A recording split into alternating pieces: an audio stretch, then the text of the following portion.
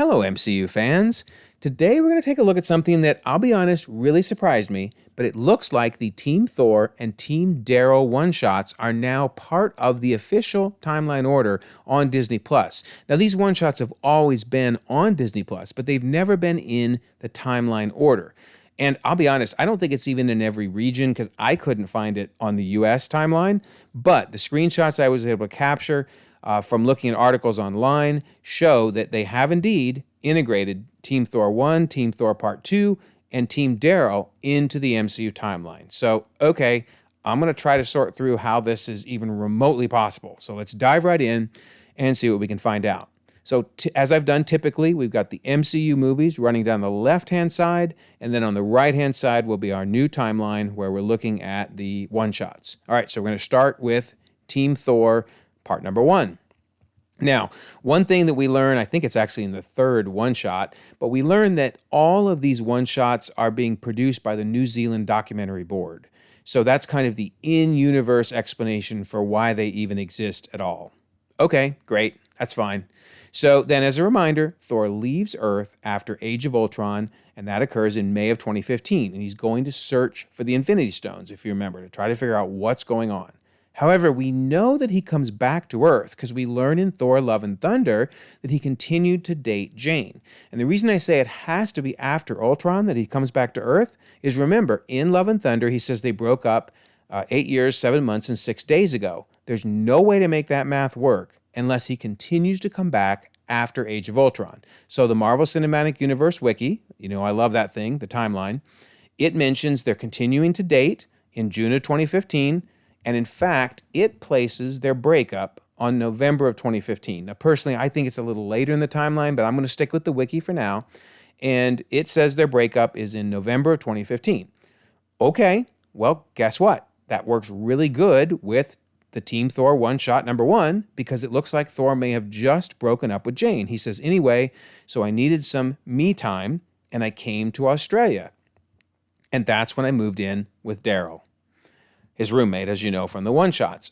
Okay, that actually works pretty good. I mean, he was obviously on Earth at times, so now it appears he's gone to Australia.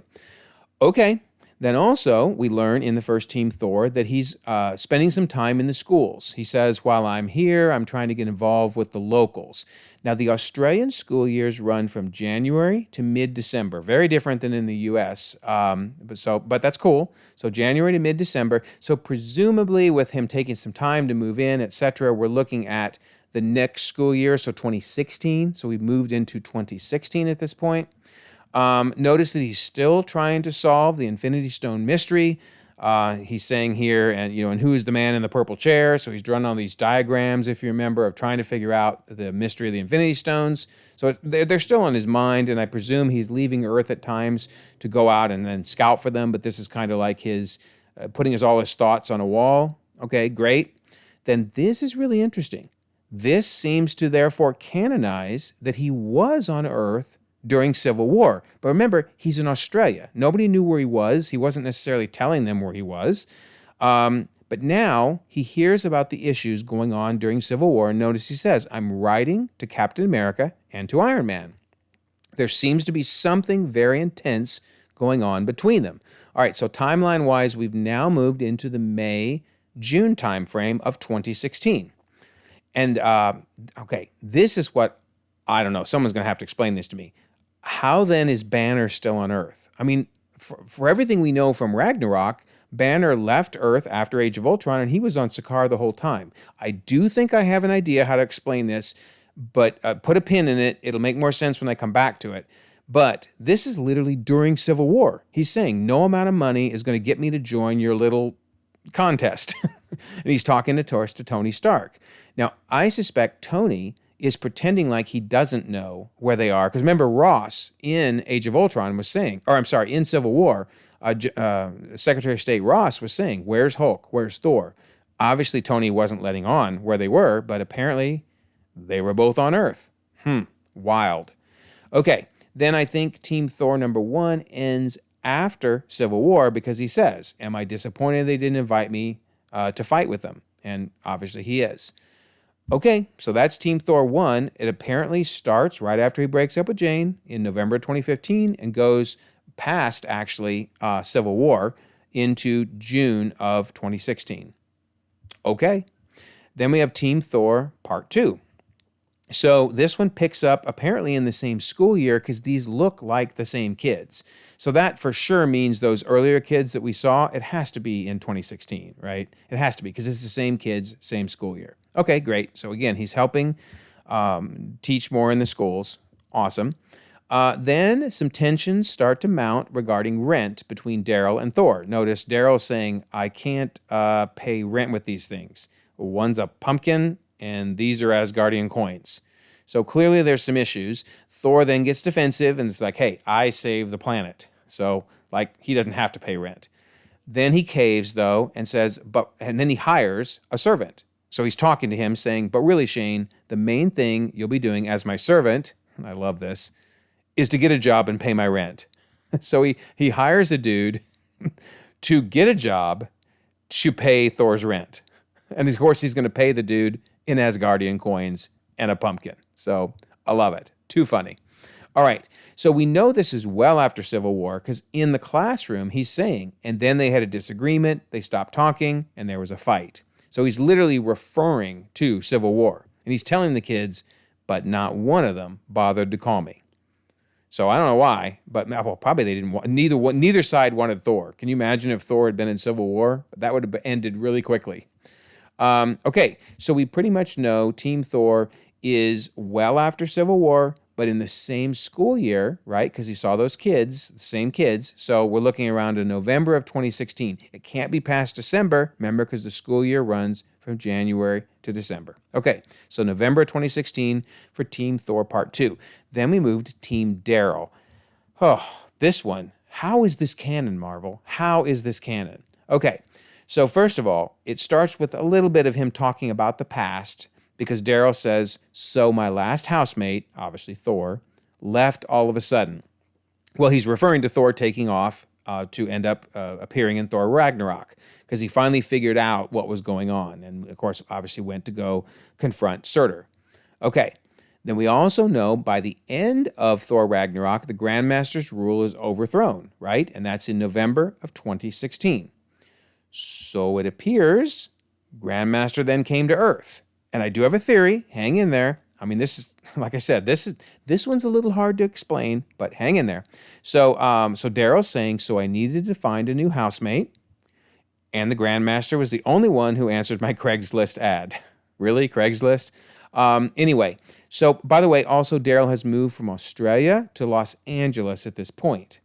In fact, that's why he says, at first I thought he, the Grandmaster, was just another Hollywood-type person. And I love that bust of the Grandmaster. That's awesome. Jeff Goldblum was such an awesome character. Grandmaster's got to return. Please, got to return. Anyway, first I thought he was a Hollywood-type person. And then I realized he was more than likely from another planet. So why, though? Why is Grandmaster on Earth? Here, we're getting to our answer. So they confirm Topaz's death. Remember, she died in Ragnarok. And then Grandmaster is saying, and now, I'm looking for a new assistant. And clearly he's chosen Darryl. And he makes him start dressing up in Topaz's armor. That's funny. That's really funny. But here's the key. He says, so I'm going to rule Earth. So I'm guessing by Marvel canonizing this one-shot, they're saying that after he was defeated on Sakaar, he realized, hey, the two greatest warriors, Thor and Hulk, are taking the slow road back to Earth. He found a way to get to Earth faster, and he's going to try to rule the Earth. Okay. And then he says, and I'm going to be ruling, but he, Darryl, is going to be standing beside me. And Darryl's like, I'm really beginning to miss my old housemate, i.e. Thor. So funny, very funny. So this is happening after Thor Ragnarok, so December of 2017, and then it moves a little bit into 2018, February 2018. Now what's interesting is they don't resolve this question of what happened to the Grandmaster. I really want to know now what happened to the Grandmaster. However, there is one last little fun thing to see. So the actor that played Darryl on his Twitter account, released a very short video, and this is still out there. I recommend you watch it if you've never seen it. It's really funny. Notice it was released on August 13th of 2018. It's only a minute long, and we learn in this that Darryl survived the snap. Well, that makes sense that it would be after Infinity War because he released it in August of 2018, so that works perfectly. And then he plays this hilarious little birthday song for Thor on this little device he's got. I won't even try to explain it. You have to watch it. It's really funny. Okay, so we know this was in August of 2018. Well, there we go. We got our timeline, right? This is so bizarre to me, but nonetheless, we have our timeline. And keep in mind, another reason they probably canonized this is, look, Darryl does make a small appearance in Thor: Love and Thunder. I'm wondering if because Taika Waititi put Darryl in Thor: Love and Thunder, is maybe that's why they've decided to canonize this? I don't know. Or is it possible? Is it at least possible that the date that I'm releasing this video has something to do with the fact that it's not 100% on the level? Yeah, look at the date, and in case you're not watching it on April 1st, you'll notice it was released on April 1st. So I apologize. I'm sorry. It's probably a really bad joke, and you either figured it out by now or you're really annoyed. But hopefully you thought this was funny. I love it. And in fact, notice this wiki page, for what it's worth, this wiki page does exist. Granted, notice it's Earth 16828, but they actually do have a timeline. That's where I got all these ideas for the Team Darryl and the Team Thor one-shots. But yes, I can now confirm I photoshopped the timeline. I swear Disney Plus did not canonize those. Don't send hate mail to Disney. So hopefully you thought this was funny and you can like and subscribe to this video. But if you didn't think this was funny and you're actually annoyed, then blame this guy right there. This guy right there, Robbie. Blame Robbie. He put me up to this. This was his idea, right? Now, if you thought it was funny, it was my idea. But if you didn't think it was funny, blame that guy. Seriously, blame that guy. But either way, you can join our Discord server. I've mentioned this before. I'll put a pinned comment down. And then you can go out and you can yell at either me or Robbie, whichever the two of us you think is responsible. But also, like this video, subscribe if you haven't already. You can check out more content, and we can all continue to enjoy the ever-growing, ever-changing Marvel Cinematic Universe.